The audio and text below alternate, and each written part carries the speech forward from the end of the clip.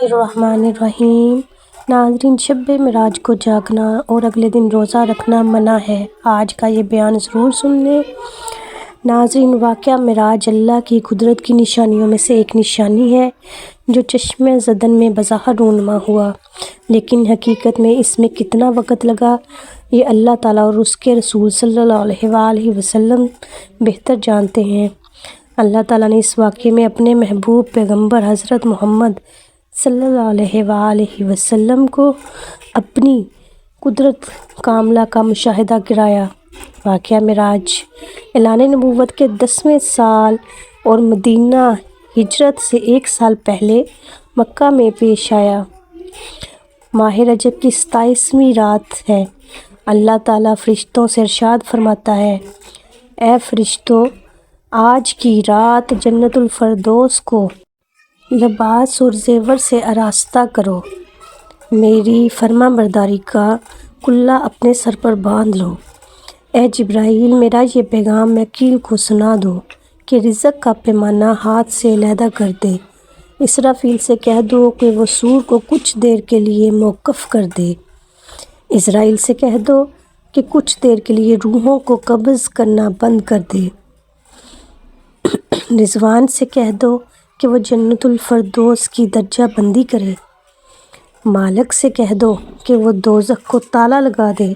کندے بری کی روحوں سے کہہ دو کہ آراستہ اور پیراستہ ہو جائیں اور جنت کے محلوں کی چھتوں پر سب بستہ کھڑے ہو جائیں، اور جنت کے جو محل ہیں ان کی چھتوں پر اس طرح کھڑے ہوں کہ یوں معلوم ہو جیسے سربستہ کھڑے ہیں۔ مشرق سے مغرب تک جس قدر قبریں ہیں ان سے عذاب ختم کر دیا جائے۔ آج کی رات شب معراج میرے محبوب حضرت محمد صلی اللہ علیہ وآلہ وسلم کے استقبال کے لیے تیار ہو جاؤ۔ چشم زدن میں عالم بالا کا نقشہ بدل جاتا ہے۔ حکم ربی ہوا، اے جبرائیل، اپنے ساتھ 70,000 فرشتے لے جاؤ۔ حکم الہی سن کر جبرائیل امین علیہ السلام سواری لینے جنت میں جاتے ہیں، اور آپ نے ایسی سواری کا انتخاب کیا جو آج تک کسی شہنشاہ کو بھی میسر نہ ہوئی ہوگی۔ میسر ہونا تو دور کی بات ہے، دیکھی تک نہ ہوگی، اور دیکھنا تو دور کی بات، سوچی تک نہ ہوگی۔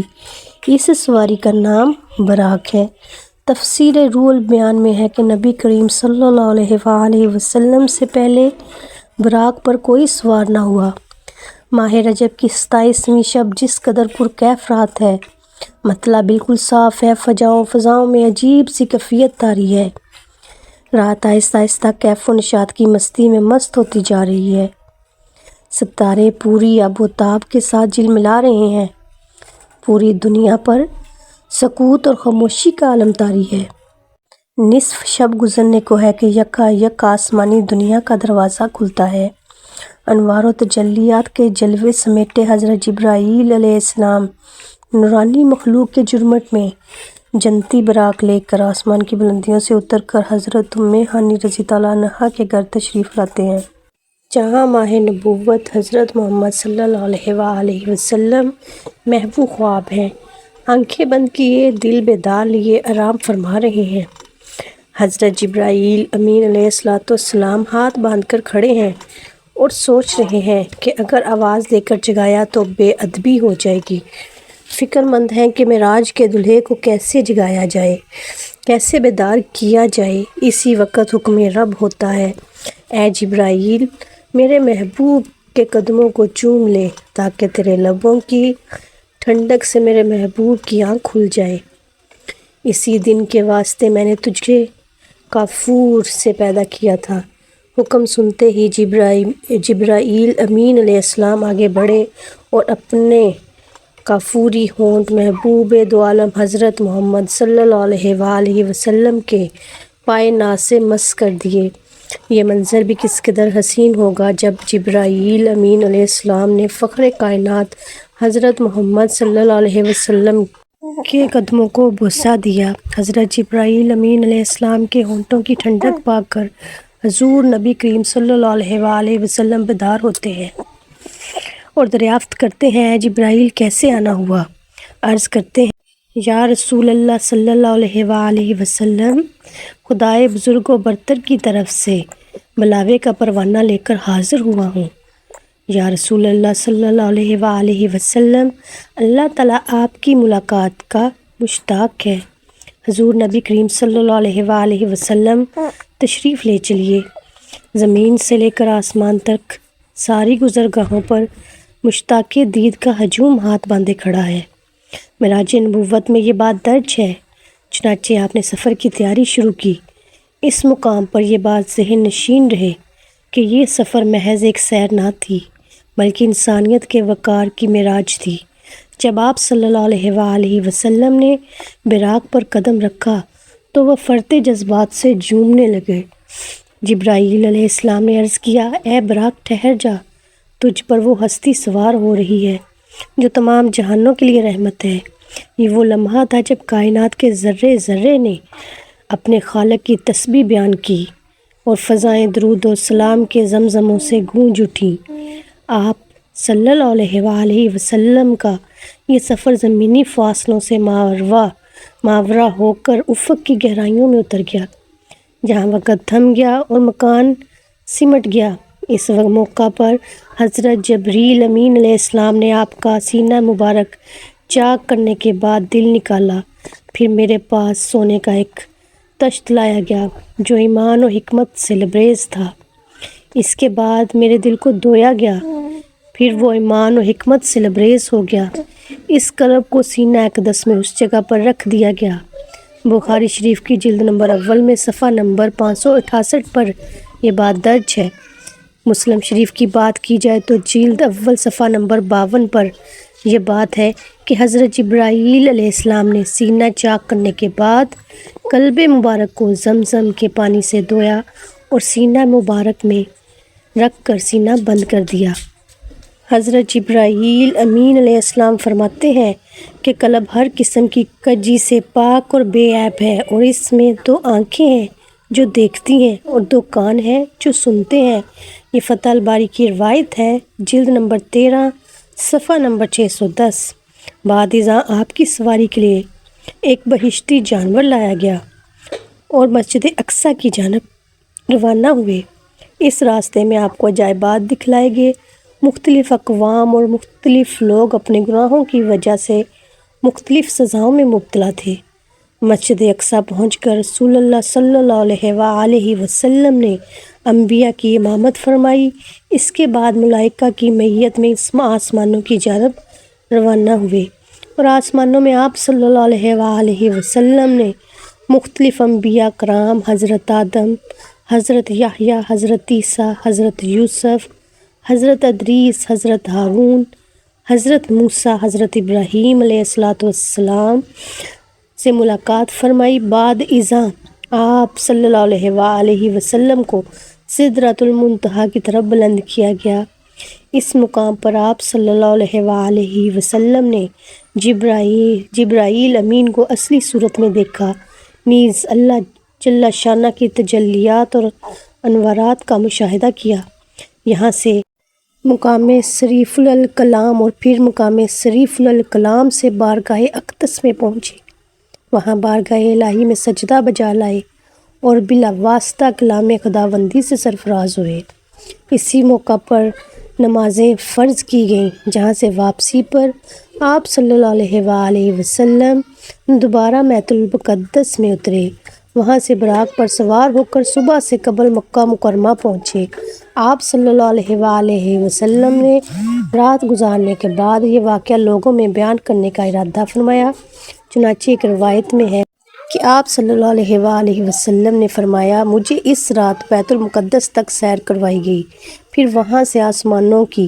ابو جہل نے کہا، آپ نے اس سے ایک رات میں بیت المقدس کا سفر کیا اور مکہ میں ہمارے ساتھ ہی صبح کر رہے ہیں۔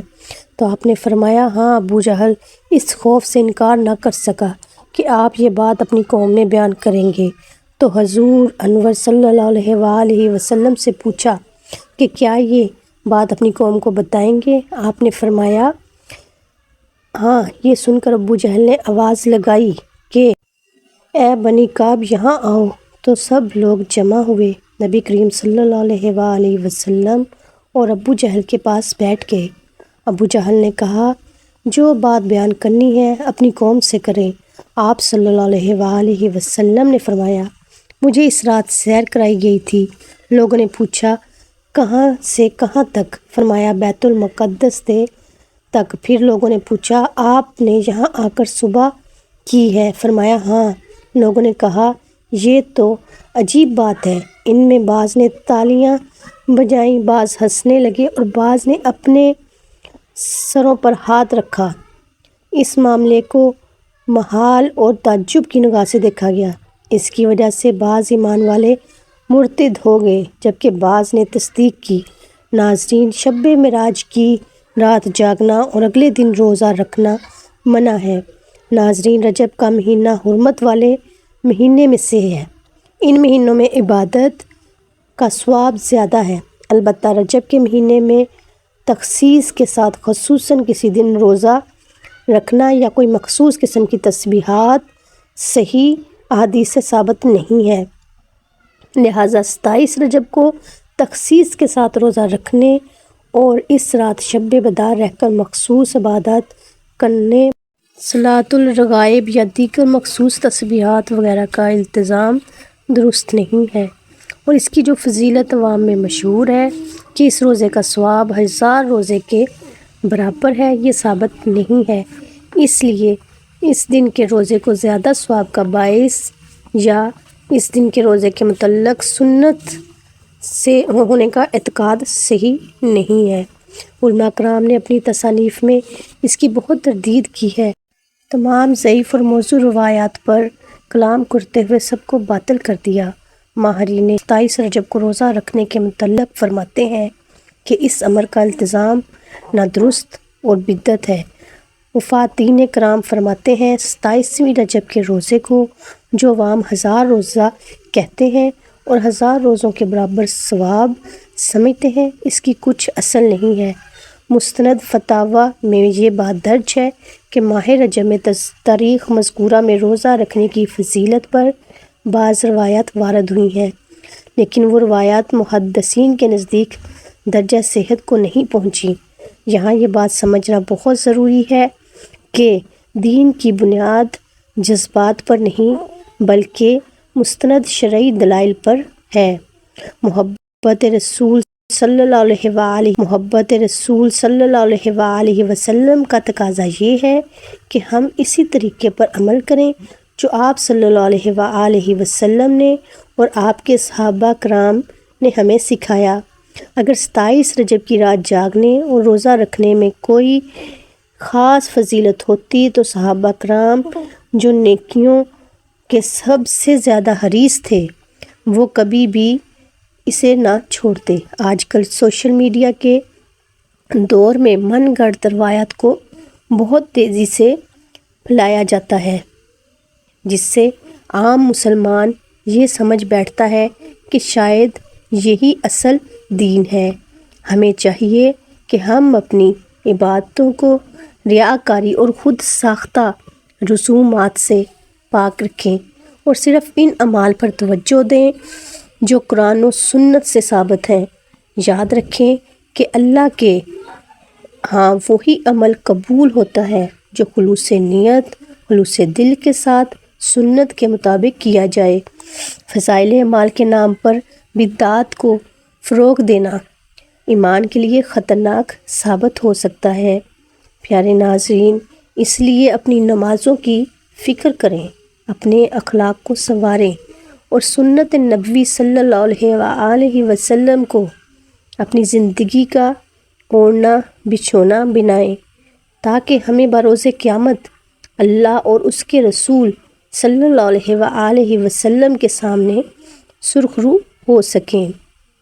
اصل بندگی یہ نہیں کہ ہم اپنی مرضی کی طریقے مقرر کریں، بلکہ اصل بندگی یہ ہے کہ ہم ہر لمحہ اللہ کی یاد میں گزاریں اور ان سنتوں کو زندہ کریں جن کا ذکر احادیث صحیحہ میں موجود ہے۔ معراج کا اصل سبق نماز کی پابندی اور رب کی عظمت کا احساس ہے، نہ کہ صرف ایک رات کا جشن۔ ہمیں چاہیے کہ ہم اپنی زندگیوں کا محاسبہ کریں اور ہر اس کام سے بچیں جس کی بنیاد دلیل پر نہیں ہے بلکہ سنی سنائی باتوں پر ہے۔ اللہ ہمیں حق سمجھنے اور اس پر ثابت قدم رہنے کی توفیق عطا فرمائے، آمین۔ ناظرین، کمنٹ باکس میں اللہ تعالیٰ کے 99 ناموں میں سے کوئی ایک نام ضرور لکھیے گا ثواب کی نیت سے۔ ویڈیو اچھی لگے تو ویڈیو کو لائک کریے گا اور شیئر کریے گا، چینل کو سبسکرائب کر لیجیے گا۔ اگلی ویڈیو تک کے لیے اپنی دعاؤں میں یاد رکھیے گا۔ مجھے اجازت دیجیے، اللہ تعالیٰ ہم سب کا حامی و ناصر ہو۔ خدا حافظ۔